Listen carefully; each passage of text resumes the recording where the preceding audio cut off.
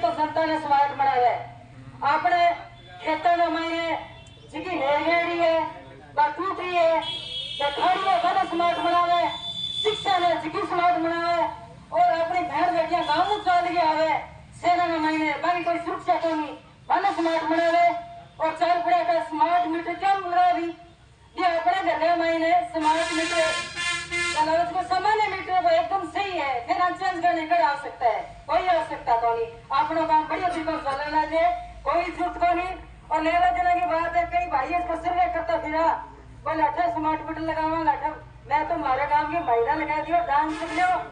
और डांस सीख के ले रहा हो और कई तो भाई बादशाह की चप्पल उठनी बड़ी पड़ी है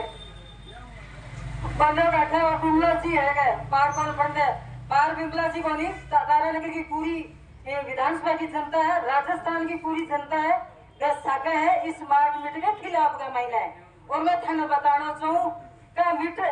आज का स्मार्ट मीटर नहीं जो आम कामरेड भाइया की 15-20 आदमी बैठे नहीं आगे लड़ाई को नहीं है घर थे निकल जाओ आपकी बहन और बेटियां ने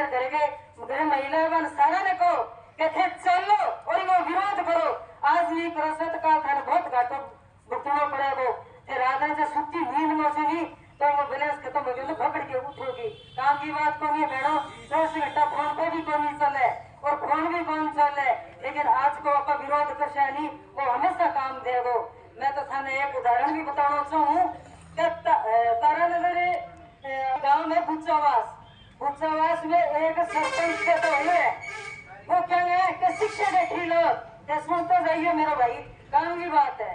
शिक्षा खातर एक गरीब मोहल्ला में 5वीं तक को स्कूल खुलायो तो बिना लिए मैंने 4 साल गया कहते ने कहा भाई एक मकान के कमरे को पट्टो बढ़ा दे 4 साल हो गए मुझे कहते हुए उसने कोई नहीं सुनाई की करी लेकिन मेरे भाइयों हाथ जोड़ के आपसे निवेदन है तो उस मोहल्ला है उसमें जीसस बन रहा है और जीसस के लिए उसने 10 दिनों के अंदर 6 हिस्सों में उसने पट्टा बना दिया है वो सिंह जी मौजूद बैठे मैं इनको भी बताया था मेरे और भी मेरे सीनियर कार्यकर्ता है उनको भी मैंने बताया कि ये गरीब मोहल्ला है यहाँ इस मोहल्ले में मेरे हिसाब से कोई 5वीं तक की पढ़ा लिखा नहीं है और मैंने उस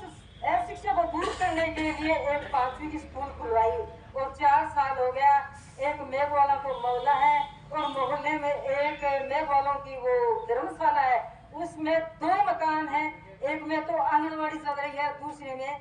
मेरे हिसाब से 60 बच्चे उस कमरे में है और साथ में स्टाफ बैठता है और दोनों ही मकान में मतलब उनकी छत है वो टपक रही है फिलहाल जर्जर स्थिति में वो हादसा हो जाएगा तो उसका जिम्मेवार कौन होगा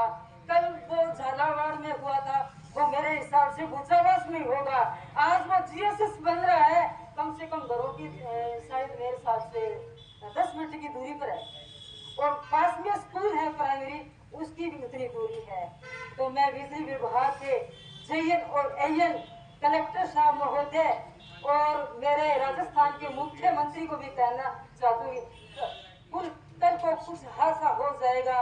तो उसका जिम्मेवार कौन होंगे मैं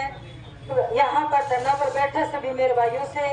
मैं निवेदन करती हूँ कि जो मैंने कार्रवाई की है वो मैं कर दी है मैंने पंचायत समिति में अपील लगा दी है और कलेक्टर साहब को मैंने अपील लगाई तो एक इतने बड़े